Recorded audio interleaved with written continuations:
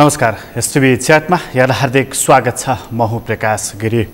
मुलुक समृद्धितर्फ अघि बढ्नेछ भनेर सरकारले जब यो गठन भयो त्यति बेला नै प्रतिबद्धता जनाएको थियो।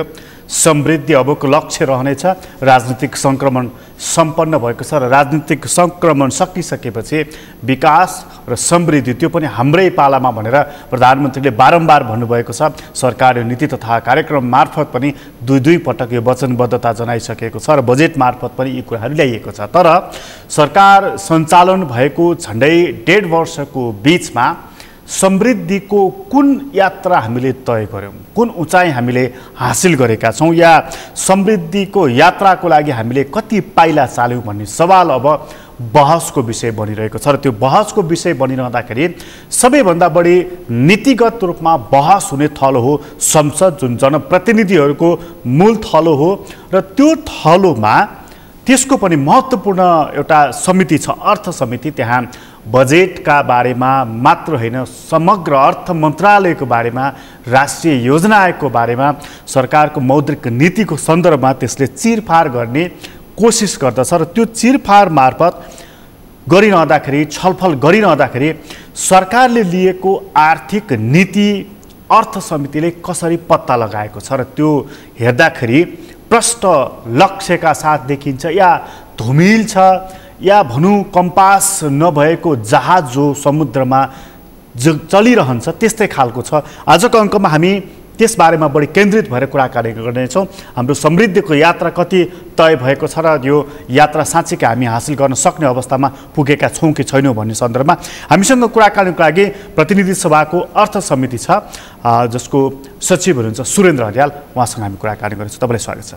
धन्यवाद प्रकाशजी। यो प्रधानमन्त्रीको, हाम्रो अर्थमन्त्रीको र समग्र मन्त्री परिषदकै कुरा गर्ने हो भने अब समृद्धि हाम्रो यात्रा हो, हामी पुग्ने पनि त्यही हो, गन्तव्य पनि त्यही हो, हामी हिँड्ने पनि त्यही हो भनेको हामीले बारम्बार सुनेका छौँ। तपाईँहरू त झन् अर्थ समितिमा रहेर 50औं पटक यस्ता खालका बैठकहरू गराइसक्नु भएको छ, बजेटभन्दा पहिला पनि पछि पनि। त्यो हेर्दाखेरि सरकार आफ्नो लक्ष्यमा कति प्रष्ट भएको त्यो बहस मार्फत तपाईँहरूले प्राप्त गर्नुभयो? धन्यवाद प्रकाशजी। अब विषय असाध्यै भेग ब्रोड विषय यहाँले आइराख्नु भएको छ। अब म कहाँबाट प्रवेश गरौँ भन्ने सन्दर्भमा पहिला त यहाँले सरकारकै कुरा गर्नुभयो। म समितिमा छिर्नुभन्दा, प्रवेश गर्नुभन्दा पहिला सरकारकै सन्दर्भको कुरा गर्दाखेरि सरकारले हरेक वर्ष नीति तथा कार्यक्रम ल्याउँछ। त्योभन्दा अगाडि गएर चाहिँ सरकारका यो रुलिङ चाहिँ पार्टीका आफ्ना घोषणापत्रहरू हुन्छन्, त्यसमा टेकेर नीति तथा कार्यक्रमहरू हुन्छन्, त्यसलाई कार्यान्वयनमा लानको लागि चाहिँ बजेट बन्छ। र बजेटले राज्यका समग्र अवयवहरूलाई चाहिँ गतिशील बनाएर रक्त सञ्चारको भूमिका निर्वाह गरेर चाहिँ राज्यका लक्ष्य उद्देश्य प्राप्तितर्फ चाहिँ बजेटले दिशानिर्देश गर्छ। तर त्यो मैले एउटा बजेटको मात्रै सन्दर्भ जोडेँ। तर त्योभन्दा माथि गएर यहाँनिर जुन पृष्ठभूमिमा जोड्नु खोज्नुभएको विषय समृद्धिकै विषय आयो। समृद्धिको विषय बजेटले मात्रै चाहिँ निर्धारण गर्ने विषय होइन। समृद्धि सरकारले भनिराखेको छ, त्यसभित्र पनि समृद्धिका विभिन्न आयामहरू हुन्छन् र मूलत ती आयामहरूलाई, सबै आयामहरूलाई चाहिँ नि तपाईँका एउटा दिशा निर्देश गर्ने भनेको चाहिँ आर्थिक आयाम हो। र आर्थिक आयामभित्र पनि तपाईँको एउटा आर्थिक वृद्धिको कुरा हो र अर्को चाहिँ नि समग्र आर्थिक विकासको कुरा हो। र अब आर्थिक वृद्धि तपाईँले जोड्नु खोज्नुभएको हिसाबले आर्थिक वृद्धिको हिसाबले तथ्याङ्कको हिसाबले चाहिँ हामी धेरै निराशाजनक हुने अवस्थामा चाहिँ छैनौँ। तथ्याङ्कको हिसाबले। तर अब ती तथ्याङ्कहरू उपलब्ध हुनमा चाहिँ विभिन्न कुन फ्याक्टरले कसरी काम गर्ने, अब त्यो विषय छुट्टी बहस हुन्छ। एकै मिनट मैले तथ्याङ्क र तथ्यमा फरक हुन्छ कि हुँदैन? होइन, तथ्याङ्क ठिक छ। तथ्याङ्क र तथ्यमा त्यति फरक भन्दा पनि तथ्याङ्कको हाम्रो चाहिँ नि डेटा लिने पद्धति, त्यसले चाहिँ इकोनोमीका चाहिँ समेट्नुपर्ने सेक्टरहरू कति समेट्यो र तिनी वास्तविक विश्वसनीय छन् कि छैनन्, हाम्रा चाहिँ तिनी पद्धतिहरू कति रिलायबल छन् भनेर चाहिँ छुट्टी बहसको विषय होला। तर जेसुकै होस्, सरकारले प्रस्तुत गरेको चाहिँ तथ्याङ्कै हो भन्ने मानौँ, त्यसलाई मिथ्याङ्कको रूपमा नबुझौँ। तर पनि त्यो तथ्याङ्क त हरेक वर्ष आइरहन्छ हामीले हेर्न खोजेको समृद्धिको आयाममा हेर्न खोजेको कुरा के हो? तपाईँहरूले अर्थ समितिमा बसेर हेर्दाखेरि चाहिँ त्यो तथ्याङ्क कति मिथ्याङ्क कति भनेर पनि हेर्नुहुन्छ नि? होइन, यो विषयमा तपाईँले अब सुन्नुहोस्, अब अर्थ समितिको हामीले कार्यक्षेत्रमै जाउँ। कार्यक्षेत्रमा जाँदाखेरि हामीले के हेर्यौँ भने यसको कार्यक्षेत्र हेर्दाखेरि हामीले एउटा अर्थ मन्त्रालय हो, तपाईँले पहिला पनि भनिसक्नुभयो, अर्थ मन्त्रालय अन्तर्गत तपाईँको एउटा समग्र अर्थ मन्त्रालय परिवार त पर्नु पऱ्यो, नेपाल राष्ट्र ब्याङ्क, जसले विभिन्न वित्तीय सूचक तथ्याङ्कहरू चाहिने उसले चाहिने प्रस्तुत गर्छ, जुन समयमा 4 महिनामा 2 महिनामा हरेक महिनाको अथवा वार्षिक तथ्याङ्कहरू प्रस्तुत गर्छ। त्यसबाट प्राप्त हुने तथ्याङ्क एउटा त्यो छ। राष्ट्र ब्याङ्क अन्तर्गत अर्को निकाय छ तपाईँको महालेखा नियन्त्रक कार्यालय। अब हुन त यी सबै एक आपसमा चाहिँ जोडिएर पनि आउँछन्, तर पनि पुँजीगत खर्चका कुराहरू, राजस्व परिचालनका कुराहरू होइन, अथवा बजेट कार्यान्वयनका कुरासँग सम्बन्धित तथ्याङ्कहरू फेरि ती निकायहरूबाट पनि चाहिँ हामी लिन्छौँ। अर्को सबै तपाईँको चाहिँ अझै इम्पोर्टेन्ट चाहिँ के छ भने अहिलेसम्म चाहिँ हामीले धेरै ध्यान नदिएको विषय हाम्रो कार्यक्षेत्र अन्तर्गतको अर्को विषय हो राष्ट्रिय योजना आयोग। अब राष्ट्रिय योजना आयोग अन्तर्गत हाम्रो केन्द्रीय तथ्याङ्क विभाग पनि छ र विगतमा अर्थ समितिको इतिहासमै तपाईँको केन्द्रीय तथ्याङ्क विभागले तथ्याङ्क सङ्कलन गर्ने पद्धति के हो र यसमा कतिको रिलायबिलिटी छ भनेर चाहिँ अझैसम्म संसदीय इतिहासमा केन्द्रीय तथ्याङ्क विभागसँग चाहिँ छलफल भएको अवस्था रहेनछ। र हामीले अर्थ समितिले अस्ति के गर्यौँ भने वास्तवमा यो यो यो केन्द्रीय तथ्याङ्क विभागको तथ्याङ्क चाहे आर्थिक तथ्याङ्क होस् चाहे अन्य जनगणनासित सम्बन्धित विषयहरू हुन् अथवा यसका तथ्याङ्क सङ्कलन गर्ने विधि के हुन् भनेर हामीले वास्तवमा हेर्न खोज्यौँ, जान्न खोज्यौँ र धेरै घनीभूत रूपमा चाहिँ चरणबद्ध रूपमा चाहिँ छलफल गर्न त पाइएन। तर पनि हामीले एउटा सामान्य त्यसको प्रोसिड्युरको बारेमा चाहिँ नि हामीले जानकारी दियौँ। लिँदाखेरि त्यो केन्द्रीय तथ्याङ्क विभागको चाहिँ महानिर्देशकले असाध्यै खुसी व्यक्त गरेर चाहिँ वास्तवमा समितिप्रति चाहिँ आभारै व्यक्त गर्नुभयो। ठिक छ, तर प्रोसिड्युर चाहिँ के रहेछ उहाँहरूको? अनि प्रोसिड्युर त्यही त मैले भन्न खोजेको कुरा चाहिँ के भने वास्तवमा हाम्रा तथ्याङ्क सङ्कलन अझै पनि सबै सेक्टरलाई समेटेर एउटा वैज्ञानिक आधारले र सबै सेक्टर चाहिँ ग्रासरुट लेभलका जनताका भावनाहरू पनि त्यो समेटिने खालका चाहिँ तथ्याङ्क सङ्कलन गर्नलाई चाहिँ अझै हामीले वैज्ञानिकता अपनाउनु चाहिँ अझै धेरै बाँकी छ भन्ने हामीले बुझ्यौँ। अहिले चाहिँ त्यसमै केन्द्रीय तथ्याङ्क विभागले जुन तथ्यहरू सङ्कलन गर्छ वैज्ञानिक पद्धतिमा रहन्छ, सुधार गर्नुपर्ने कुरा धेरै देखियो। यो हामीले एक चरणको प्रारम्भिक सुरुवात मात्रै गर्यौँ र अब हामीले अर्थ समितिले यही विषयलाई अझै कसरी चाहिँ एउटा व्यवस्थित र रिलायबल तथ्याङ्क चाहिँ राज्यले चाहिँ उपलब्ध गराउनु पर्ने हो त्यो विषयमा हामी जान बाँकी नै छ। अब अर्को चाहिँ तपाईँको राष्ट्रिय ब्याङ्कका तथ्याङ्कहरू र यतापट्टि तपाईँको अर्थ मन्त्रालयका अरू निकायहरूको तथ्याङ्कको बिचमा पनि कतिपय तपाईँको चाहिँ नि अलिकति मिसम्याच भएको अवस्था पनि हामी बेला बेला सुन्छौँ, चाहे बजेट कार्यान्वयनकै अथवा समग्र इकोनोमिक चाहिँ म्याक्रो इकोनोमिक इन्डिकेटर्सका कुराहरू पनि यी निकायहरूको बिचमा पनि कहीँ न कहीँ चाहिँ ल्याप्सेस छ भन्ने आधारमा नै हामी चाहिँ तथ्याङ्क चाहिँ तपाईँको चाहिँ एउटा त हुनुपर्ने धेरै ल्यायो। जस्तो फर इक्जाम्पल मैले तपाईँलाई के दिउँ भने अब सरकारकै विश्वसनीयता पनि कतिपय सन्दर्भमा के हुन्छ भने मानौँ गत वर्षको बजेट र त्योभन्दा अघिल्लो वर्षको चाहिँ हामीले बजेटकै कुरा गर्दाखेरि एउटा अघिल्लो सरकारले के भन्यो भन्दाखेरि बजेटको एउटा स्रोतको रूपमा चाहिँ गत वर्षको नगद मुद्दा 102 अर्ब छ भनेर चाहिँ बजेटमा बोल्यो। अब पछिल्लो सरकार आउँदाखेरि सरकार भने त सरकारै हो, जुनसुकै दलको सरकार होला, तर त्यो 102 अर्बको सन्दर्भमा चाहिँ क्वेसन उठाइयो। अब त्यो स्टकको क्यास स्टकको चाहिँ सन्दर्भमा चाहिँ क्वेसन उठाइयो किनभने उसले श्वेतपत्रै जारी गर्यो। श्वेतपत्रमै त्यो खालको यसको चाहिँ रिलायबिलिटीको कुरामा चाहिँ त्यहाँ प्रश्न उठ्यो। अब मैले जोड्न खोजेको कुरा सरकार भने त सरकारै हो, आइदर त्यो 102 अर्ब चाहिँ को अवस्था त्यो सही थिएन भन्ने निष्कर्षमा हामी पुग्नु पर्यो अथवा त्यो 102 अर्ब पछिल्लो सरकारले चाहिँ थियो भनेर चाहिँ त्यसलाई चाहिँ ओन गरेको अवस्था हुनु पर्ला। भनेपछि कतिपय हाम्रा के छ भन्दाखेरि सूचना तथ्याङ्कहरू यसको अर्थ के हो? यसको अर्थ के लाग्छ? होइन, अर्थ भनेको सरकारले दिने सूचना तथ्याङ्कहरू उपलब्ध गराउने सूचना तथ्याङ्कहरूमा कहीँ न कहीँ कमजोरी छ है, अथवा नेसनल एकाउन्टिङ सिस्टममा कहीँ न कहीँ डिफेक्ट छ है। त्यो अकाउन्टिङ सिस्टमको डिफेक्ट हो कि त्यो चाहिँ पोलिटिकल्ली गाइडेड भएको समस्या हो? त्यो मैले अहिले त्यसै भन्न मिल्दैन। अब त्यसको रिलायबिलिटी हेर्न टेस्ट गर्न चाहिँ अझै केही समय हामी अब त्यसमा पनि अनुसन्धान गरौँला है। अहिले मैले चाहिँ त्यसमा खराब नियतै थियो होइन, त्यो पोलिटिकल चाहिँ इस्यु नै थियो त्यहाँ भनेर मैले अहिले त्यो भन्ने पक्षमा छैन। तर आम नागरिकको चाहिँ तपाईँ हामी यस्ता अलिकति बुझ्ने होइन, किनभने अघिल्लो सरकार भन्छ हाम्रो, अघि तपाईँले भनिहाल्नुभयो कि हाम्रो ढुकुटीमा यति पैसा छ भन्छ, पछिल्लो सरकार आउँछ उसले के भन्छ हाम्रो ढुकुटी रित्तो छ, हामी तन्नमा छौँ है भन्छ उसले। भनेको मतलब त्यो दुई मध्ये एउटा सत्य त हो नि त, कम्तीमा एउटा सत्य होला। एउटा सत्य त हो, अब समस्या के पर्यो भने कुन चाहिँ सत्य हो भन्ने कुरा चाहिँ पत्ता लागेन। त्यसको पत्ता लगाउनलाई अब हामी अलि अनुसन्धानमूलक हुनु पर्यो। यसमा तपाईँहरूको भूमिका महत्त्वपूर्ण हो नि। अनि ठिक छ, हामी त्यही विषयलाई आधार मानेर केन्द्रित गरेर चाहिँ त्यो मात्रै एउटा पार्टिकुलर विषयलाई चाहिँ आधार मानेर हामीले अहिलेसम्म अनुसन्धान त गरेका छैन। तर समग्र तर अर्थ समितिले अर्थ मन्त्रालयलाई मूल रूपमा हेर्छ। यसले तपाईँले हेर्दाखेरि चाहिँ तन्नम भयो, हामी टाटै पल्ट्यौँ, सुकुटाट भयो भने चाहिँ सत्य रहेछ कि हाम्रो ढुकुटीमा 102 अरब छ भने चाहिँ सत्य रहेछ? होइन, अब 102 अर्ब भनेकोमा 102 अर्ब नहुन सक्छ र पछिल्लो सरकारले भने जस्तै हामी टाटै छौँ भनेको कुरा पनि त्यो सत्य त होइन। किन होइन भन्दाखेरि पछिल्ला त्यसका इमिडिएट केही समयपछिका चाहिँ सूचकहरू एकाएक तपाईँको चाहिँ परिवर्तन भएर त आउँदैन नि है। रातारात परिवर्तन भएर धेरै सकारात्मक भएर चाहिँ आउने त्यो खालको पोलिसी डिपार्चर त भइसकेको छैन। हो, ठिक छ, म्यानेजरियल क्यापेसिटीको हिसाबले केही सुधारका सङ्केतहरू भयो होला, त्यो आफ्नो ठाउँमा छ। तर मैले भनेको अहिले मैले दलतिर गइनँ, म केमा गएँ भने सरकार भने सरकारको क्रेडिबिलिटी भने सरकारको क्रेडिबिलिटी हो। सरकारप्रति बुझ्ने भनेको चाहिँ को दल सरकारमा छ भनेर आम नागरिकले बुझ्ने होइन, मेरो सरकार भनेर बुझ्ने हो। त्यस कारणले उसले प्रस्तुत गरेका चाहिँ सूचना तथ्याङ्कहरू चाहिँ आम नागरिकको चाहिँ नजरमा विश्वसनीय हुनुपर्छ। मेरो भने त्यति मात्रै हो। त्यसको लागि व्यवस्थित गर्नको लागि अर्थ समितिले अब अहिले चाहे राष्ट्र ब्याङ्कका तथ्याङ्कहरूको कुरा आउला, चाहे तपाईँको राष्ट्रिय योजना आयोग मातहतका चाहिँ केन्द्रीय तथ्याङ्क विभागसँग सम्बन्धित चाहिँ तथ्याङ्कहरूको कुरा आउला, चाहे अन्य टोटल म्याक्रो इकोनोमिक चाहिँ इन्डिकेटर्सका कुराहरू होला, यो विषयमा हामी एउटा छलफल हामी गर्छौँ। बेलायतमा चाहिँ विन्स्टन चर्चिल चाहिँ प्रधानमन्त्री भएपछि एउटा रोचक प्रसङ्गै रहेछ। त्यहाँ उनले चाहिँ त्यो तथ्याङ्क अधिकारीहरूलाई बोलाएर तथ्याङ्क सुधार भएको मलाई ल्याऊ भन्छन्। उनले यस्तो त दिन सकिन्न हजुर भनेपछि उनले भन्छन् त्यो नसक्ने भए तिमीलाई मैले त्यहाँ किन नियुक्ति गरेको, त्यो बनाउनको लागि नियुक्ति गरेको भन्छन् क्या उनले।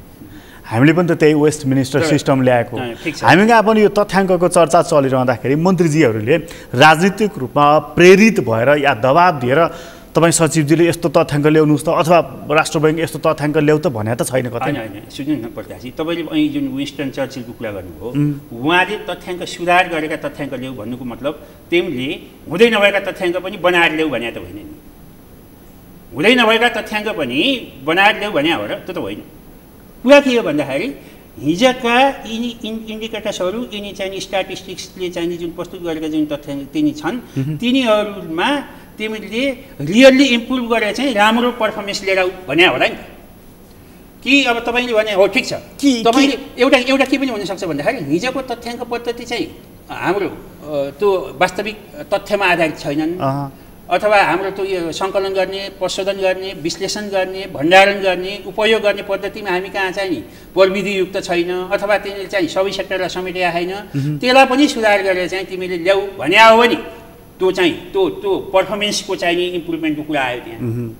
तर तथ्याङ्कै मिलाएर लिएर आऊ भने मतलब चाहिँ हाम्रो पक्षमा हुने गरी लिएर आऊ, त्यो त भने होइन। आर्थिक वृद्धि दर बढाएर लिएर आऊ, महँगी घट्या छ भनेर लिएर आऊ भनेर छ भने त्यो त गम्भीर कुरा हो नि। त्यो त गम्भीर कुरा भयो नि, त्यो त कुनै पनि सरकारले गर्नु हुँदैन।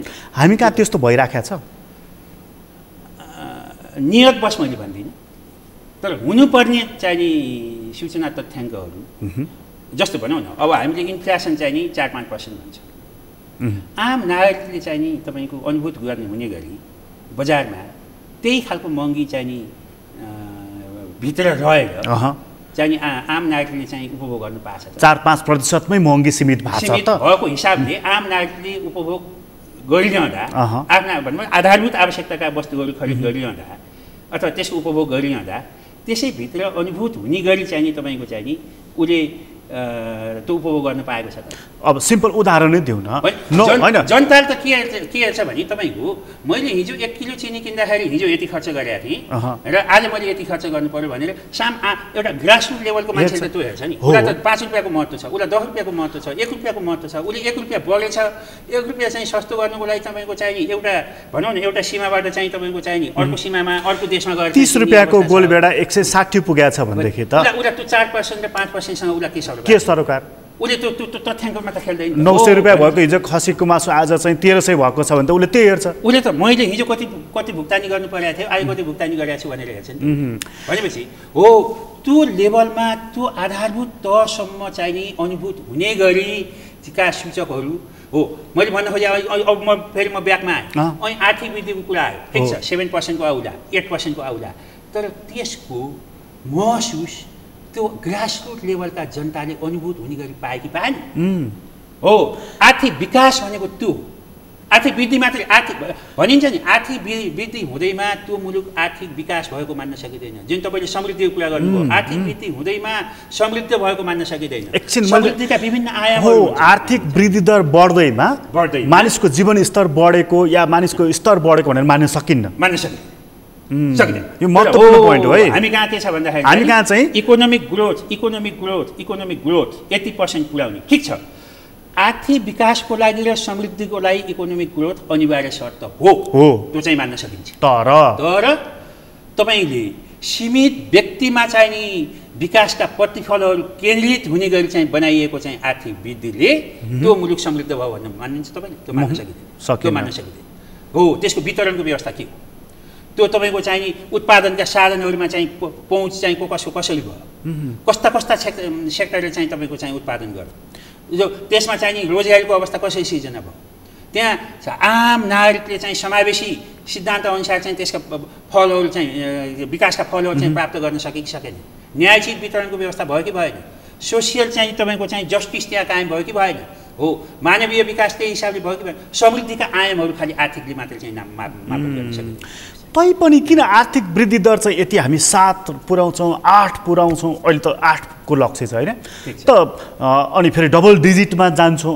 हामीले आर्थिक वृद्धि दरलाई मात्र यत्रो महत्त्व किन दिइराखेका छौँ हाम्रो सरकारले किन दिइराखेको छ पहिला त के हो सरकारले त्यसलाई हामीले अन्यथा नलिउँ इकोनोमिक ग्रोथै भएन भने आर्थिक उत्पादनमा वृद्धि नै भएन भने वितरण कसरी गर्ने भन्ने कुरा पनि छ नि त अहिले यत्रो बजेटको छलफलमा पनि तपाईँले के बुझ्नुभयो भन्दाखेरि चाहिँ नि कता कता यो दिशाविहीन चाहिँ बजेट आयो भनेर चाहिँ कतिपय आलोचनाहरू पनि भए आर्थिक वृद्धिमा जोड दिन खोज्या हो अथवा वितरणमा अब समाजवाद उन्मुख अर्थतन्त्र भन्नुको अर्थ के हो अनि फेरि आर्थिक वृद्धि दर बढाउनको लागि त उत्पादनमा लगानी हुनु परेन एकदम पर्यो अनि हाम्रो बजेट उत्पादन हो अब यहाँ कुरा के यहाँ तपाईँको अब हेर्नुहोस् अब अब तपाईँको हामीले यो गर्नको लागि उत्पादन बढाउनको लागि हाम्रा नीतिहरू के हो हाम्रा अहिलेको 2/3 यस्तो बलियो र क्रेडिबल एउटा जनताले अपेक्षा गरेको सरकारप्रतिको त्यो अपेक्षा पुरा हुने गरी हाम्रा विकास नीतिहरू बनेका छन् कि छैन त्यो अनुसारका हाम्रा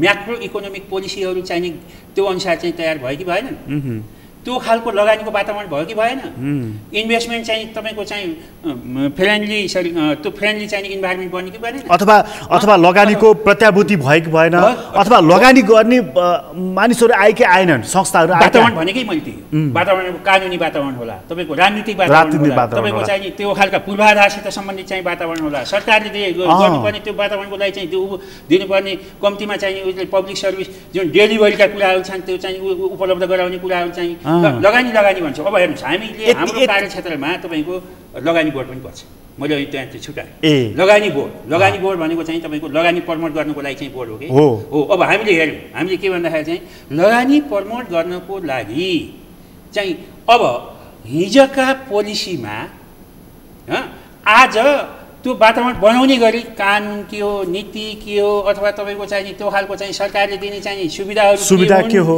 अथवा लगानी भनेर हुँदैन त्यतिकै त लगानी आउँदैन नि म के भन्ने गरिरहेको छु भन्दाखेरि म लगानी भनेको कस्तो भने म एउटा माउरी र तोरीबारीको चाहिँ मैले एक्जाम्पल दिने गरिरहेको छु लगानी आ भनेर लगानी आउँदैन तोरीबारीमा तोरी फुलाएर पहेँलो चाहिँ तपाईँले चाहिँ फुल फुलाएर चाहिँ तोरी फुलाएर राखिदिनुहोस् माउरी आफै आउँछ माउरीलाई खोज्न माउरी आइज भन्नु पर्दैन आउँछ माउरी आफै आउँछ तोरीको फुल चुस्न माउरी आफै आउँछ यो ग्लोबलाइज चाहिँ भिलेजमा तपाईँले लगानी गर भनिरहने विषय होइन तर लगानी गर्नको लागि हामीले त्यो तयारी त्यो तोरीबारीमा चाहिँ नि तोरी फुलाएर राख्यौँ हामी राखेनौँ हो अबको इभ्यालुएसन त्यहाँबाट हो अब अहिले हाम्रो बारीमा तोरी लगाएको छ कि छैन तोरीको फुल फुलेको छ कि छैन फुल्यो अझै म चाहिँ फुल्योमा भन्ने अझै फुलेको छ सुधारोन्मुख छ हामीले जस्तो भनौँ न अब सार्वजनिक निजी अस्ति अब अर्थ समितिले सरकारले एउटा विधेयक पेश गर्यो, लगानी सम्मेलन पनि गर्यो। त्यो लगानी सम्मेलनको सन्दर्भमा चाहिँ सार्वजनिक निजी साझेदारी चाहिँ नि र लगानी सम्बन्धी चाहिँ विधेयक पेश गर्यो। त्यो विधेयकलाई चाहिँ नि हामीले चाहिँ नि अर्थ समितिमा चाहिँ नि संसदले चाहिँ नि अर्थ समितिमा पठायो। अर्थ समितिमा घनीभूत छलफल भएर चाहिँ त्यो विधेयक चाहिँ नि तपाईँको चाहिँ नि सदनमा चाहिँ प्रतिवेदन पेश भएपछि चाहिँ नि अहिले त्यो ऐनको रूप धारण गरेर चाहिँ त्यो कार्यान्वयनमा आइसकेको छ। भनेपछि कतिपय हामीले कानुनहरू नीतिहरू बनाउने चरणमा सुधार गर्ने चाहिँ चरणमा छौँ, तर नीति मात्रै कानुन मात्रै पनि सबै कुरा। तर त्योभन्दा पहिला हामीले तर त्यो कानुन बनाउनुभन्दा पहिला हामीले लगानी सम्मेलन गऱ्यौँ। त्यसपछि हामीले हाम्रो प्रधानमन्त्री डाभोसमा जानुभयो, वर्ल्ड इकोनोमिक फोरममा हामी कहाँ लगानी गर्न आऊ भन्नुभयो। हामीले त्यो लगानी गर्न आऊ भनिरहँदाखेरि तपाईँले भने जस्तो त्यो तोरीबारी त तयार पारिदिनु पर्थ्यो नि त, नबनाइकन आऊ भनेर कसरी आउने? त्यो ठिक छ, त्यो तोरीबारी तयारी गर्नलाई तपाईँले आजको सरकारले 1-1.5 वर्षमा मात्रै सक्ने विषय छैन, त्यो होइन पनि। कर्मशः जुन तपाईँका पोलिसी रिफर्महरू गर्ने कुरा सरकारले गर्दैछ, तर त्यसको लागि तपाईँको जस्तो भनौँ ट्याक्स पोलिसी के हो, कर नीति के हो, हाम्रा रेभेन्यू पोलिसीमा ओपन चाहिने बस अहिलेसम्म चाहिँ भयो तपाईँको के हुने हो? हाम्रो साउथ एसियामा चाहिँ हाम्रा करका दर के हुन्? करका विभिन्न भन्सारका कुरा होला, भ्याटका कुरा होला, तपाईँको एक्साइजको कुरा होला, तपाईँको चाहिँ नि भनौँ न इन्कम ट्याक्सकै कुरा होला। इन्कम ट्याक्स चाहिँ हाम्रा चाहिँ कति ऱ्यासनलाइज गर्नुपर्ने हो, यी कुराहरूमा बहस रूपमा तपाईँले खुला रूपमा बहस भएको चाहिँ तपाईँले देख्नु भएको छ। भनेपछि हो एउटा ट्याक्सको कुरा होला, पूर्वाधारका कुरा पूर्वाधारको आउँछ। अब राजनीतिक चाहिँ तपाईँको चाहिँ नि भनौँ भने कतिपय विषयमा चाहिँ तपाईँको चाहिँ राजनीतिक भनौँ अब स्थायित्व भनेर मात्रै हुँदैन, एउटा फिलिङ हो, एउटा शान्ति सुरक्षाको कुरा पनि कता कता चाहिँ बेला बेलामा चाहिँ तपाईँको चाहिँ बेला बेला चाहिँ शङ्कास्पद हिसाबले चाहिँ देखा पर्छ। यहाँ चाहिँ फेरि अर्को कुरा पनि यसमै जोडिन्छ, तपाईँले लगानी गर्नुहुन्छ एउटा अर्कोले आएर झन्डा गाडिदिन्छ, हाम्रो त्यो पनि छ नि त फेरि, होइन र? होइन, धेरै छ, चन्दा मात्रै छैन। तपाईँको चाहिँ नि अब विभिन्न भित्र चाहिँ नि तपाईँको चाहिँ नि अब चन्दादेखिका कुराहरू चाहिँ नि उसलाई चाहिँ कसरी डिमोरलाइज गर्ने, तपाईँको इन्ट्री एक्जिट पोलिसीका कुराहरू चाहिँ तपाईँका चाहिँ नि कति सहज तरिकाले चाहिँ नि म आउन सक्छु, कति सहज तरिकाले निष्कासन हुन सक्छु। तपाईँको निष्कासन हुने कुरा हामी कहाँ कति कठिन छ। भित्र छिरेपछि तपाईँको चाहिँ बाहिर सहज तरिकाले जानेर चाहिँ नि त्यो सरकारी वातावरण बनाउनु, वातावरण भनेका यिनी फ्याक्टर हुन् तपाईँको। त्यसपछि मात्रै आऊ भनेर मात्रै कहाँ भन्छ, त्यसपछि मात्रै लगानी आउँछ, नत्र आउँदैन। सरकार चाहिँ तपाईँले जस्तो हेर्दाखेरि अर्थ समितिमा बसेर सरकारसँग डाइरेक्ट चाहिँ तपाईँहरू त इन्टरेक्सनमा हुनुहुन्छ नि त, होइन? साँच्चीकै यो लगानीको लागि र आर्थिक समृद्धि हासिल गर्नको लागि मूलतः उत्पादनमा सरकार कति सिरियसली लागिरहेको पाउनुहुन्छ? सिरियसली लाग्ने भन्नाले सिरियसनेस देखाउनु एउटा कुरा हो, भन्नु पनि एउटा कुरा हो, होइन? गर्नु अर्को कुरा हो, बेग्लै कुरा हो त्यो चाहिँ। गर्नु खास हाम्रो काम, हामी नेपाली, मैले सरकारलाई मात्रै भन्दैन, हामी सबैको, हामी नेपाली समाज कस्तो भयो भने धेरै कुरा गरेर पुष्टि गर्नुभन्दा भनेर पुष्टि गर्नेमा चाहिँ हामी रमाउन थाल्यौँ।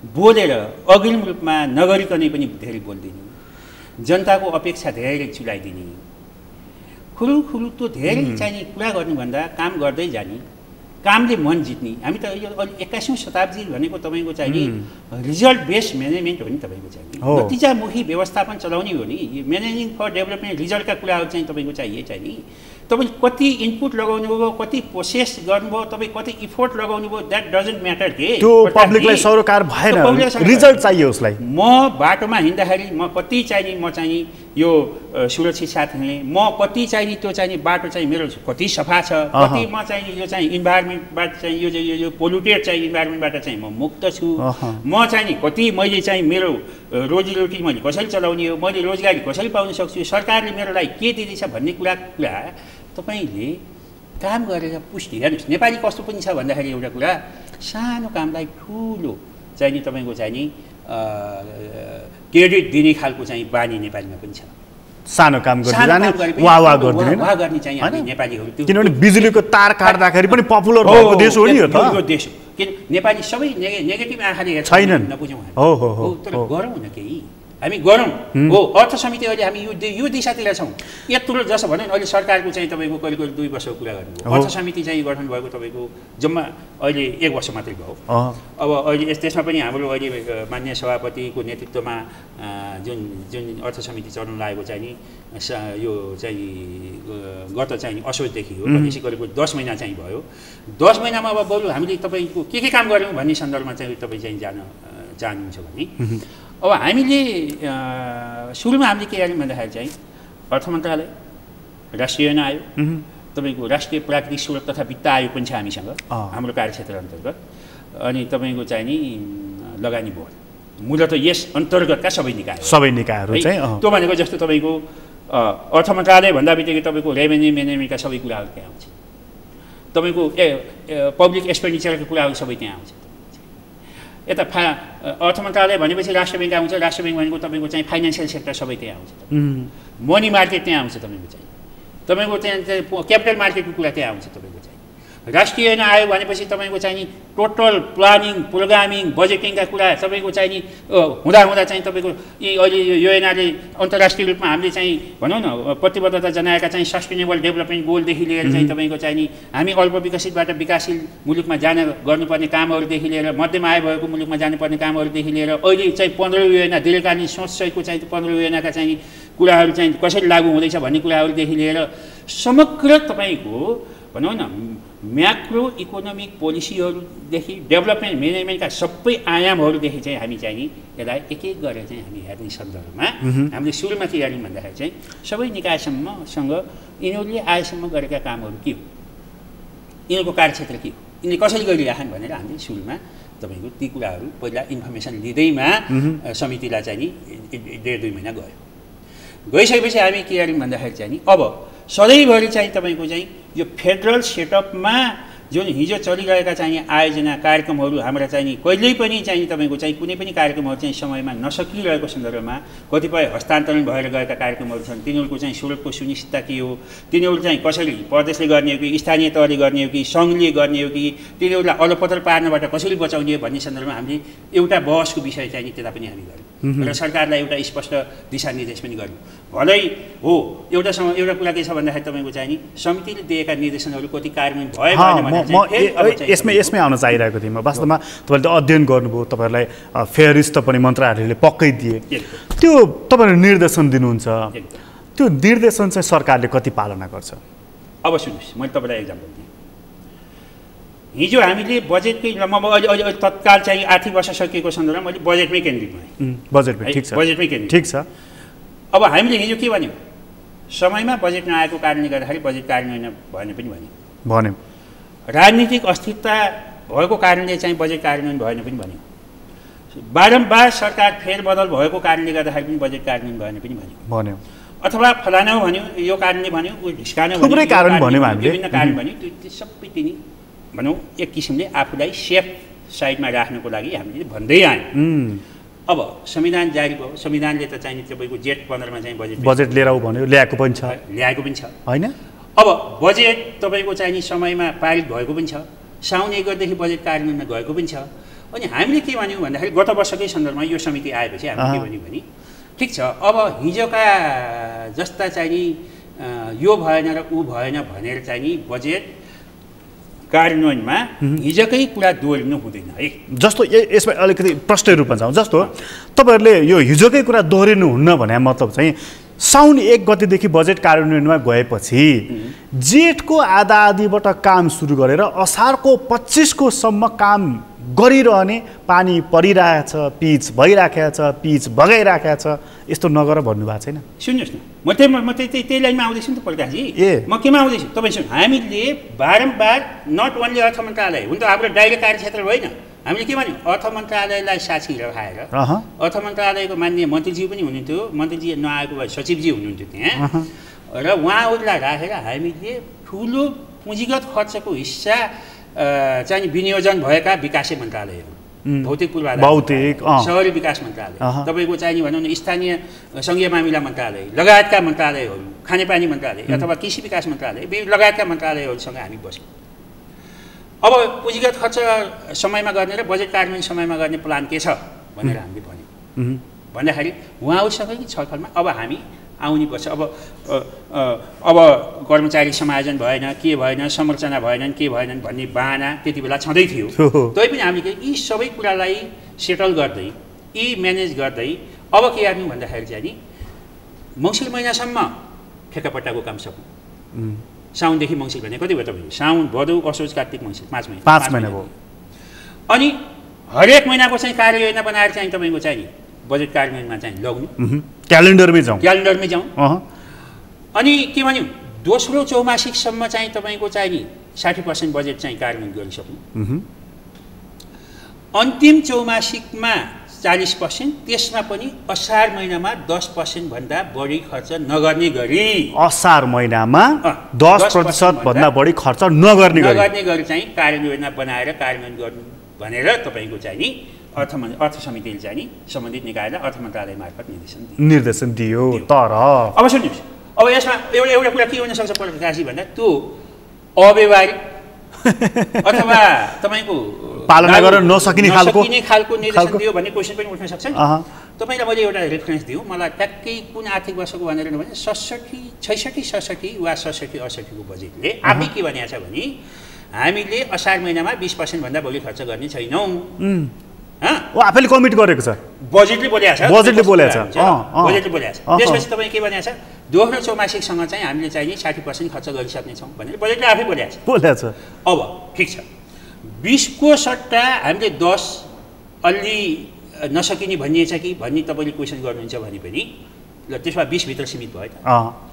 सरकार आफै बोलेको कुरा चाहिँ सीमित भयो प्रकाशजी? कम्तीमा 20 त गर, आफै बोलेको कुरा भने हामीले के समितिले के एउटा चाहिँ मान्थे होला भने सरकारले बोलेको काम चाहिँ पुरा गर्यो, समितिले अलि अव्यवहारिक चाहिँ निर्देशन दिएछ कि क्या भन्ने अर्थ लाग्थ्यो, भन्ने निष्कर्षमा पुगिन्थ्यो होला। तर त्यो 20 पनि नगरिकन दैनिक 5 अरब रुपैयाँ अन्तिममा 5 मात्रै हो तपाईँको, 2-3 दिनको चाहिँ तपाईँको चाहिँ खर्च हेर्नु भयो नि तपाईँले कति हो आएन, मिडियामा जताततै एकै दिन 30 अरबको चाहिँ तपाईँको चेक काटेको आएन तपाईँको। हो यसमा पनि मैले दुईवटा कुरा छु, फेरि यहाँ दुईवटा कुरा आउँछ तपाईँको। हेर्नुहोस् हामी थोरै, मैले फेरि अन्यथा नलिनु होला, हेर्नुहोस् प्रकाशजी भएको यथार्थ कुरा गर्नुपर्छ। बजेट कार्यान्वयन मैले फेरि 2-3 किसिमले हेरेको छु। बजेट कार्यान्वयन भएन अथवा भएको पनि देखाइएन अथवा गर्न सकिएन अथवा गर्दै गरिएन। त्यहाँ अब अहिले भुक्तानीको कुरा गर्नुहुन्छ नि, म के सुन्छु भन्दाखेरि कतिपय असोज कार्तिकमा भुक्तानीको लागि पेस गरेका बिलहरू पनि अहिले असारमा चाहिँ नि तपाईँको चाहिँ नि भुक्तानी हुँदैछन् भए भन्ने पनि सुन्छु। हो त्यसको रियालिटी के हो, त्यसको कारण के हो? फेरि त्यो कारण हो खोजौँ न। अब असोजमा चाहिँ तपाईँको भुक्तानी चेक त दिए भयो, किन असारमा दिनु पर्यो? हामीले सुन्नुहोस्, एउटा प्राइभेट सेक्टरलाई, निर्माण व्यवसायीलाई अथवा ठेकेदारलाई मात्रै एक ठिक छ, उनीहरूलाई मात्रै गाली गरेर पनि भएन। तपाईँको उनीहरूको क्षमता उनीहरूले क्षमताभन्दा बाहिर गएर चाहिँ जथाभावी चाहिँ ठेक्का लिने कुराहरूमाथि प्रश्न उठाउँ, उनीहरूले गर्ने क्वालिटीको विषयमा चाहिँ हामीले प्रश्न उठाउँ, उनीहरूको अरू विषयका इन्टेन्सनमाथि चाहिँ हामीले प्रश्न उठाउँ। तर जसले आफूले काम सम्पन्न गरेपछि भुक्तानी माग्छ त्यो भुक्तानीको परीक्षण गरेर चाहिँ दिनुपर्ने भुक्तानी समयमा दिनुपर्ने हो कि हो? तपाईँले भुक्तानी चाहिँ नपाएपछि तपाईँले अरू बाँकी काम चाहिँ कसरी गर्नुहुन्छ? तपाईँ अरू रोक्यो त, अरू काम रोक्यो, त्यसपछि कसरी गर्नु? तपाईँले एक कुरो मात्रै खालि त्यो सेक्टरलाई मात्रै चाहिँ गाली गरेर हुन्छ? हुँदैन। हो अब हामी कहाँ कतिपय इन्टेन्सनका क्वेसन छन् कि छैनन्? यहाँ छन् कतिपय शङ्कास्पद क्वेसन छन् कि छैनन्? यसले त प्रश्न जन्माइदियो। यहाँ प्रश्न जन्मे कि जन्मेन? जन्मियो। हो भनेपछि अब हो भनेपछि हामीले यस्ता प्रवृत्ति हामी त्याग्न किन सक्दैनौँ? अहिलेको यो यत्रो चाहिँ बलियो सरकारले यी जुन हिजोदेखि ल ठिक छ कानुनी डिपार्चर गर्नलाई समय लाग्ला, नीतिगत डिपार्चर गर्न समय लाग्ला। हामीले अब अर्थ समितिले हामीले हेर्न खोजेका छौँ अहिलेको फेडरल सेटअपमा, सङ्घीयतामा हिजो बनेका 20-25-30 वर्ष पहिलाका चाहिँ इकोनोमिक पोलिसीहरूमा चाहिँ के तिनीहरू अहिले चाहिँ कम्प्याटेबल छन् वा छैनन् भनेर हामी हेर्न खोज्दैछौँ, हामी रिभ्यू गर्न खोज्छौँ। तपाईँले यो पनि हेर्नुहुन्छ होला नि, त्यो मैले एकदम पब्लिकले हरेक दिन सोधिरहने प्रश्न तपाईँलाई मैले सोध्न चाहेँ, किनभने तपाईँले अनुगमन गर्दा यो पनि गरिदिनु भयो भने हाम्रो पब्लिक खुसी नै हुन्छन् होला जस्तो लाग्छ मलाई। पानी परिरहँदाखेरि पिच गरिरहेको छ, पिच बगिरहेको छ, त्यसो नगर भनेर अर्थ मन्त्रालयलाई त्यसलाई भुक्तानी किन दियो भनेर प्रश्न गर्न मिल्दैन तपाईँहरूले? तपाईँले अब प्रकाशजी तपाईँले हाम्रो रिपोर्ट पनि हेर्नुहोस्। हामीले यसलाई क्वालिटीयुक्त बनाउनको लागि, समयमा गर्नको लागि हामीले हेर्नु समितिले त केसम्म पनि गर्यो। तपाईँको समितिले केसम्म गर्यो भन्दाखेरि ठिक छ, हामीले दिएका निर्देशन तिमीलाई काम लाग्दैन भने सरकारले, सरकारका निकायहरूले, सरकारका मन्त्रालयहरूले आफूले के गर्न चाहेको हो त्यो एक्सन प्लान दिउन त हामीलाई हामी उतैबाट माग्यौँ। त्यो पनि माग्नुभयो? त्यो रिपोर्टमा हेर्नुहोस् तपाईँ। तिम्रो एक्सन प्लान पेस गर, हामीले केही पनि गर्दैन। तिमीले नै गर्छु भनेको कुराको हामी निगरानी गर्छौँ, सक्यो। समितिले त्यस्तो अप्ठ्यारो पार्ने केही काम गरेर त यसमा लामो कुरा पनि भएन। लामो कुरा केही भयो भएन। हामीले के मान्छे भन्यौँ हरेक महिनाको एक्सन प्लान बनाऊ, मैले यो गर्छु भनेर चाहिँ भन, तर यति नभन कि असारमा सबै पैसा खर्च गर्ने गरी प्लान नबनाऊ। असारमा सबै पैसा खर्च गर्ने प्लान नबनाऊ। हरेक महिनाको चाहिँ तपाईँको चाहिने कामको एक्सन प्लान चाहिँ बनाएर क्यालेन्डर मेन्टेन गर, त्यो क्यालेन्डर अनुसार काम गर। त्यो हामीलाई दिऊ, हामी खालि त्यो मात्रै हेर्छौँ। त्यो पनि मानेन सरकारले। त्यो अनुसार काम भएको देखिन्छ त तपाईँले। त्यो मान्ने र नमान्ने कुरै भएन। त्यो मान्ने त हामीले भने भए पो मान्ने, आफै गर्छु भनेको कुरा नगर्नेलाई चाहिँ के मान्ने र नमान्ने? मैले त देखाएको छु नि त्यो गरेको। हो त कहाँ भयो त? अनि भएको भए तपाईँको असारमा चाहिँ 40% र 42%, 38% र 30% कुरा कहाँबाट आउँथ्यो तपाईँको? थियो सार्वभौम संसदले भनेको कुरा पनि एक्जिक्युटिभले नमान्न पाइन्छ? ए बाबा तपाईँ प्रकाश तपाईँले अझै बुझ्नु भएन। संसदले भनेको नमान्ने एउटा कुरा छ कि यो त उसैले बनाएको कुरा भन्नुभयो तपाईँले। आफैले गरेका काम पनि पुरा गर्न सक्दैन सरकारले भनेपछि आफ्नो इभ्यालुएसन सरकारले आफै गर्ने कि नगर्ने? सरकार भनेको सरकारले निकायहरूले आफ्नो इभ्यालुएसन, आफ्नो क्यापेसिटीको, आफ्नो इन्टेन्सनको, आफ्नो चाहिँ के को भने चाहिँ त्यसको चाहिँ मूल्याङ्कन गर्ने कि नगर्ने? यसको अर्थ यो आयो, अघि तपाईँले सुरुमा एउटा वाक्य बडा गजबको भन्दै हुनुहुन्थ्यो, हामी बोल्छौँ बोल्नको लागि, ठिक छ, गर्दैनौँ। यो क्यालेन्डर पनि देखाउनको लागि रहेछ, गर्नको लागि होइन रहेछ। देखाउने होइन, अब चाहिँ देखाउने हो, कामले देखाउने हो, बोलेर देखाउने होइन। अब पनि नेपाल चाहिँ बोलेर देखाइएर नेपाल बन्छ? बन्दैन। नेपाल त अब त गरेर नेपाल, आहा नेपाल सुन्दर, मेरो नेपाल, मेरो देश, सारा यी 50 लाख युवाहरूलाई चाहिँ तपाईँको चाहिँ बाहिर चाहिँ तपाईँको चाहिँ जुन पसिना बगाएछन्, ती पसिना बगाएका युवाहरूले नेपाल रेमिटेन्स भन्छौँ हामी। रेमिटेन्स देश बन्दैन हेर्नुहोस्, मेरो विचार। कुनै पनि संसारको कुनै पनि देश रेमिटेन्सले बनेका पनि छैनन्। कहाँ भन्नु? रेमिटेन्स खालि उपभोक्तावादी चाहिँ संस्कार चाहिँ तपाईँको चाहिँ विकास गर्नलाई र तपाईँले चाहिँ खालि चाहिँ आयात बढाएर आयातमुखी चाहिँ राजस्व उठाउने प्रवृत्तिमा चाहिँ सरकारलाई सफल भएको देखाउनको लागि चाहिँ नि रेमिटेन्स एउटा प्रमुख कारक हो भन्ने मान्यताले गर्ने भयो नि त तपाईँको चाहिँ नि त्यो बनेको मान्यला। त मेरो एउटा सामान्य एउटा मैले लेमेनले बुझ्ने स्टुडेन्ट, एउटा सामान्य चाहिँ विद्यार्थीको नाताले मैले बुझ्दाखेरि रेमिटेन्सलाई खै ल ठिक छ, रेमिटेन्स चाहियो हामीलाई, केही समय रेमिटेन्स चाहियो। फरेन इम्प्लोइमेन्ट हाम्रोलाई चाहिँ अहिलेसम्म चाहिँ अनिवार्य हो। त्यसको पनि अवधि तोकौँ न। अवधि मात्रै होइन, आएको पैसालाई गभर्मेन्टले क्यापिटलाइज गरेको खै, त्यो पनि त छैन खै। क्यापिटलाइज त्यसको प्लान खै। रेमिटेन्सलाई चाहिँ तपाईँको चाहिँ उत्पादनशीलमा रोजगारीमा चाहिँ बढाउने गरी चाहिँ तपाईँको चाहिँ त्यो क्षेत्रमा चाहिँ तपाईँको आएको पैसा 80-90% चाहिँ खाएर चाहिँ तपाईँको चाहिँ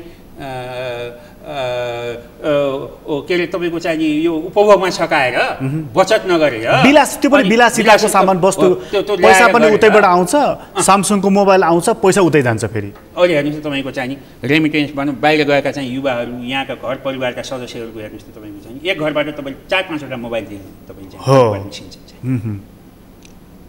नेपालको जनसङ्ख्या भन्दा चाहिँ तपाईँको चाहिँ टेलिफोनको चाहिँ त्यो घनत्व हामी एकातिर यति चाहिँ हामी सुविधा उपलब्ध गरायौँ भन्छौँ, त्यो हो। नेपाललाई त्यो किन चाहियो? आधारभूत टेलिफोन त्यो कम्युनिकेसन चाहियो, ठिक छ। एकजना मान्छेसँग चाहिँ 2-3 थरीका सिम, 2-3 थरीका मोबाइल तपाईँको चाहिँ त्यो किन चाहियो? त्यो पनि महँगा मोबाइल तपाईँले 50,000 भन्दा माथि। एउटा एक्जाम्पल दिएको मोबाइल त होइन, यो त पब्लिकलाई बुझ्न सजिलो होस् भन्ने हिसाबले हो। किन चाहियो भनेपछि हो ती युवाहरूलाई ल्याएर देशको विकासमा, म त के भन्छु, विकासमा 10 घन्टा चाहिँ तपाईँको चाहिँ लगाएर सारा पूर्वाधार बनाउने चाहिँ सारा चाहिँ उनीहरूको चाहिँ रोजगारी दिने गरी चाहिँ हाम्रा पोलिसी डिपार्चर भनेको त्यो हो। त्यो चाहिँ हो, सही कुरा गर्नु भयो। विदेशमा गएर अरूको देश बनाएर 2 पैसा ल्याएर यहाँ चाहिँ तपाईँको चाहिँ खानपिनमा चाहिँ सघाएको पैसाले देश बन्दैन। यहाँ त मैले दोहोरो नीति के देखेँ भन्दाखेरि सरकार के भन्दैछ कि बाहिर गएका मानिसलाई पनि आकर्षित गर्ने गरी हामी यहाँ काम गर्छौँ, उत्पादनको अवस्था सिर्जना गर्छौँ भनेर भन्छ। फेरि सरकार के गर्छ भने फ्री भिसा फ्री टिकट, तिमी मलेसिया जाऊ। होइन त्यसमा मेरो फेरि त्यसमा होइन, यसले त तपाईँलाई ओपन गरिदियो नि त। मेरो रिजर्भेसन छ अहिले सरकारले गरेको काममा। मैले अघि भने जस्तो देशमै बस्ने इन्भाइरोमेन्ट नबनेसम्मको लागि त उहाँ गएका मान्छेले चाहिँ दुःख पाइरहन्, जे गर्ने गरून् भन्न मिल्छ त सरकारले। फर द टाइमिङ त त्यो त पोलिसी त ठिक छ त, जानै पर्ने अवस्थामा त त्यो ठिक छ प्रकाशजी। जानुपर्ने अवस्थामा चाहिँ यहाँ चाहिँ पनि केही नगर्ने, अनि जानलाई पनि चाहिँ दुःखका साथ जाऊ, त्यहाँ गएर चाहिँ दुःख पाऊ भन्न मिल्छ त सरकारले? त्यो त मिल्दैन नि। तर त्यसको नाममा मैले यसो गरेँ उसो गरेँ, बाहिर यति सम्झौता गरेँ, के गरेँ, दुनियाँ गरेँ चाहिँ नि मैले चाहिँ सारा मान्छे चाहिँ उतै पठाएँ, मैले चाहिँ देश विकास गरेँ भन्ने चाहिँ त्यो चाहिँ देश विकासलाई यही भूमिमा यो नेपाली मातृभूमिमा चाहिँ देशलाई चाहिँ नि योगदान गर्ने र यहीँको उत्पादनले यहीँको राजस्व बढाएर यहीँबाट तिनीहरूलाई रोजगारी दिएर यहीँबाट आय आर्जन गरेर यहीँबाट क्रय शक्ति बढाएर यहीँको डिमान्ड एन्ड सप्लाईको चाहिँ म्याचिङ गरेर आयातलाई चाहिँ प्रतिस्थापन गरेर निर्यातमा प्रमोसन गर्ने गरी यहीँबाट देशले चाहिँ गर्न सक्यो भने हो देश विकास। बाहिर गएका युवाहरू पनि आकर्षित हुने गरी उत्पादन कल कारखाना यी कुराहरूमा सरकारले आँखा लगाएको, केही पूर्वाधारहरूतर्फ ध्यान दिएको, नीतिगत रूपमा पनि अघि बढेको भेटाउनुहुन्छ? होइन, यस्तो छ नि प्रकाशजी, अब सरकारको एउटा मात्रै सेक्टर छैन, सरकारका विभिन्न विभागीय मन्त्रालयहरू छन्, आफ्नो ढङ्गले आफ्नो काम गरे होला। केही यसमा के हुन्छ भन्दा केही चेन्ज हुन्छ। एउटा म दुईवटा शब्द प्रयोग गर्छु, एउटा चेन्ज भन्छु म, एउटा म ट्रान्सफर्मेसन भन्छु है, रूपान्तरण भन्छु म चाहिँ। पहिला you should understand what is the difference between change and transformation. धेरै ठुलो फरक छ।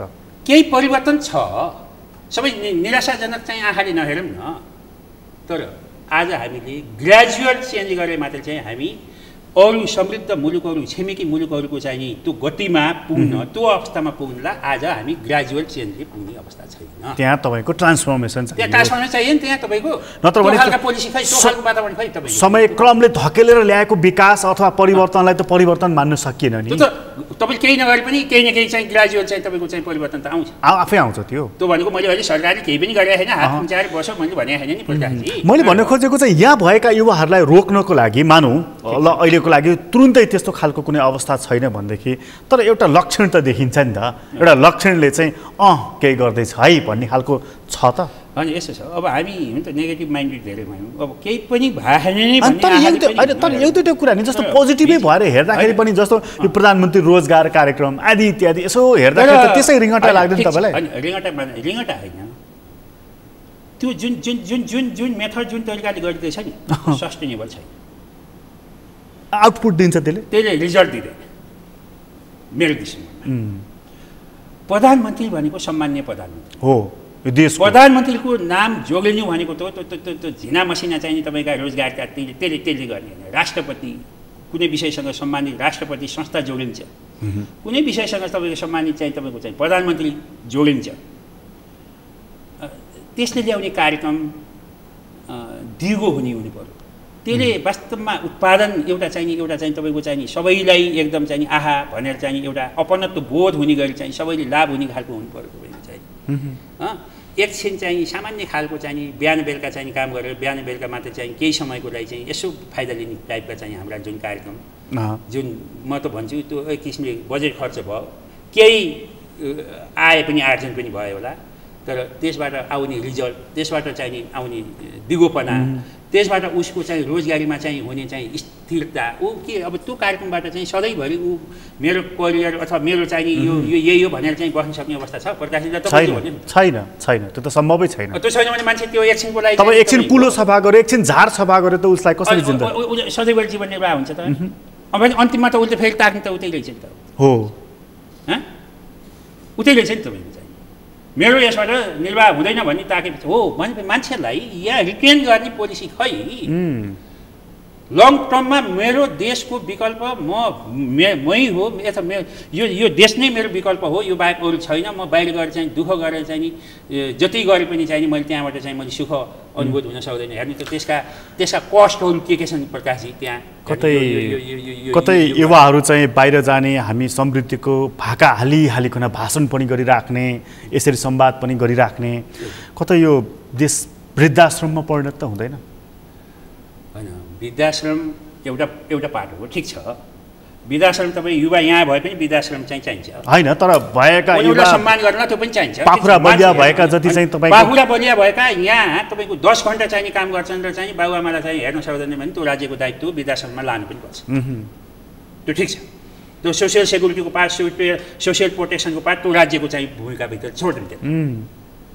तर जुन तपाईँको चाहिँ नि डेमोग्राफिक डिभिडेन्ड जुन हामी भन्छौँ चाहिँ एउटा साउथ एसियामा अथवा हाम्रो यो रिजनमै चाहिँ सबैभन्दा चाहिँ हामी चाहिँ राम्रो अवस्थामा छौँ भन्छौँ त्यसको चाहिँ तपाईँको समृद्धितर्फको यात्रातर्फ चाहिँ तपाईँको चाहिँ नि हुने गरी चाहिँ तिनीहरूलाई चाहिँ परिचालन गर्ने कि नगर्ने त्यो खालको डिपार्चर चाहिएको चाहिएन हो यहाँ डिपार्चर भएन डिपार्चर गर्नको लागि अब अर्थ समितिले हेर्नु पर्यो कि विकासको मोडेल के हो त्यो डिपार्चरको लागि त हामीसँग त्यत्रो विद्वान अर्थमन्त्री हुनुहुन्छ ठिक छ हामीले भन्यौँ नि होइन टेक्नोक्रेटहरू चाहिँ नहुँदाखेरि विद्वानहरूले विज्ञहरूले चाहिँ मन्त्रालय नसम्हाल्दाखेरि चाहिँ हुँदो रहेछ भनेर हामीले पायौँ नि त होइन तपाईँ सेयर बजारको अङ्क हेर्नुहोस् प्रतिशत हेर्नुहोस् झरेकै छ आर्थिक हिसाब हेर्नुहोस् महँगीको हिसाब हेर्नुहोस् होइन एकाध महिना यताकै हेर्ने हो भनेदेखि पनि महँगी कहाँ पुगेको छ पब्लिकलाई तपाईँले भनिहाल्नु प्रतिशत देखाइदिएर यसरी स्क्रिनमा देखाइदिएर त उनीहरू खुसी हुनेवाला छैनन्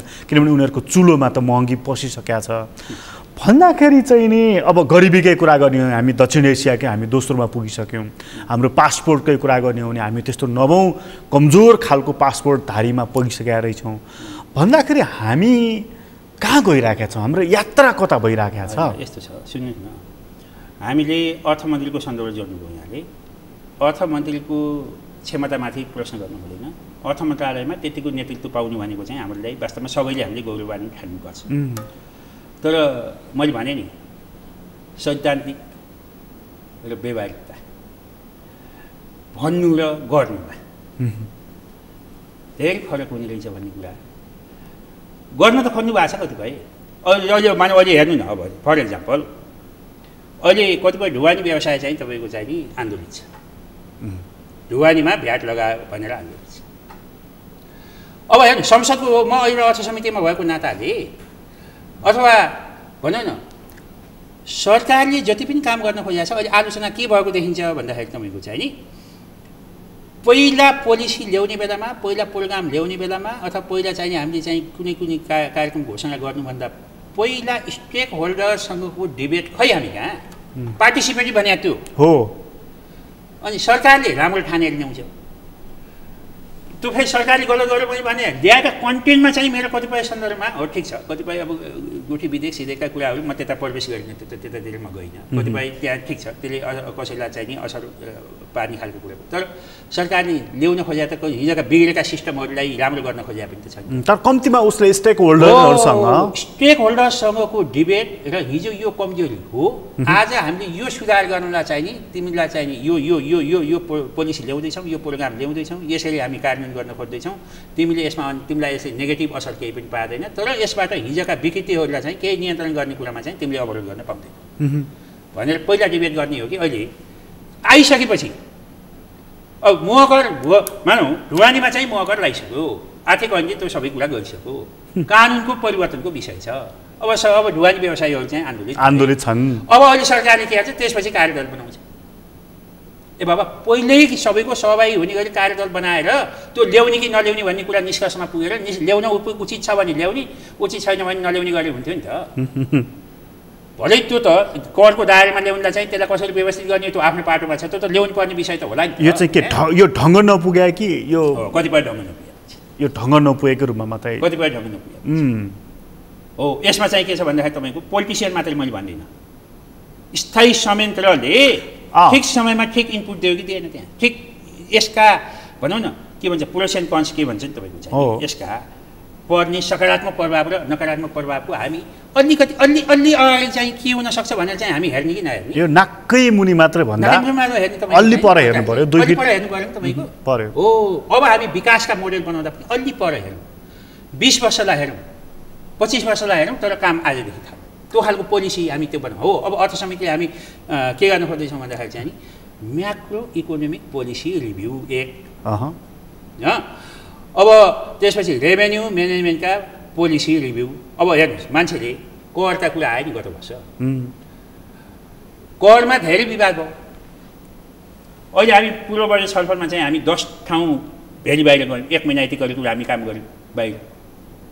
त्यो पूर्व बजेट छलफल हामीले एउटा अनुसन्धानमूलक ढङ्गले गरेका छौँ। हेर्नुहोस् प्रकाशी, अहिले पहिला जस्तो खालि हामीले चाहिँ जस्ता सुझाव आयो त्यही सुझावलाई टक्क लगाएर चाहिँ सरकारलाई चाहिँ यो गर्नु भनेर चाहिँ यस्तो सुझाव आयो भन्ने मात्रै हिसाबले हामी गर्छौँ। हामी हरेक 10वटा ठाउँमा मूल 7वटा प्रदेशका 7वटा चाहिँ जुन अब राजधानी, त्यसपछि गएर चाहिँ तपाईँको चाहिँ 3वटा मुख्य सहर वीरगञ्ज भनेको तपाईहरु अध्ययन गरिकन छलफल गरिकन प्रश्नावली लिएर गएर क्वेसनर बनाएर त्यहाँ स्थानीय तहका प्रतिनिधिहरू, मेयर, उपमेयर, अध्यक्ष, उपाध्यक्षदेखि लिएर निजी क्षेत्रका प्रतिनिधिहरू, हरेक चाहिँ प्रदेशका चाहिँ एक्जिक्युटिभ निकाय, अर्थ मन्त्रालय, त्यहाँको अर्थ मन्त्रालय, त्यहाँको नीति योजना आयोग, त्यहाँको चाहिँ तपाईँको चाहिँ त्यहाँको प्रदेश सभाको चाहिँ अर्थ समिति, विभिन्न सरकारवालाहरूसँग चाहिँ छलफल गरेर त्यहाँबाट आउने बजेटले के गर्नु पर्ला, कस्ता कस्ता कुराहरू चाहिँ यसले प्राथमिकता दिनु पर्ला, यसमा कार्यक्रम कस्तो हुनु पर्ला, हिजोका अड्केका विषयहरूलाई कसरी सम्बोधन गर्नु पर्ला,